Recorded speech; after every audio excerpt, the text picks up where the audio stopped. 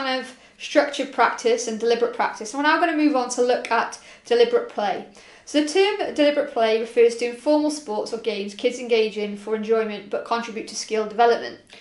These games are usually athlete directed, although adults may also be involved in the activity. And the rules and guidelines are adapted to the specific situation or venue. For example, so the deliberate play are informal games such as in a street or park.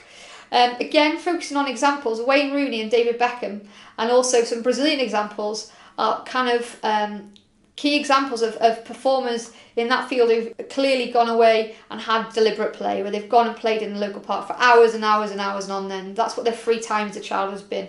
And I guess focusing on that Brazilian example is the street soccer. So a lot of the Brazilian soccer players have come as a result of that Brazilian street soccer experience as a small child.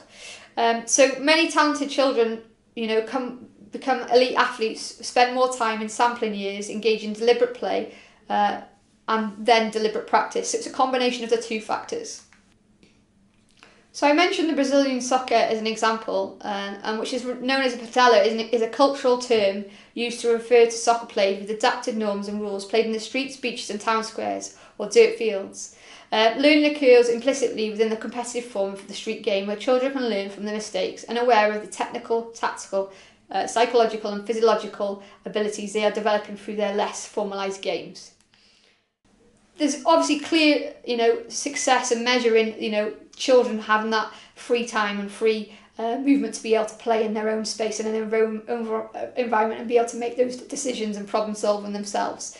And what I guess in sport we see, especially, definitely in the States, a little bit less so in the UK, is the lack of play opportunities for kids to be able to go down to their local field and play sport or play in their backyard or on the street. I guess there's been a kind of a decrease in free play across the spectrum. So it's around how we engage and get kids having that opportunity for that deliberate play, which is ultimately going to have an impact on their talent development. The final area within this section we're going to focus on is spontaneous practice. Most athletes, and certainly most elite athletes, remember a childhood that included time spent on practicing the sport they loved and for fun. Children engage in spontaneous practice in their free time for skill development and enjoyment, and no adult-specific activities or supervision possibly is needed. This, in contrast to deliberate practice, is most important part of talent development. Deliberate practice with focused attention on refining skills and techniques under guidance of coaches is an important part of expertise development in sport. However, there are other methods such as, particularly early in an athlete's career, such as deliberate play and spontaneous practice, are activities that kids should definitely engage in during these sampling years to enjoy the activity and experiment their own personal skill development.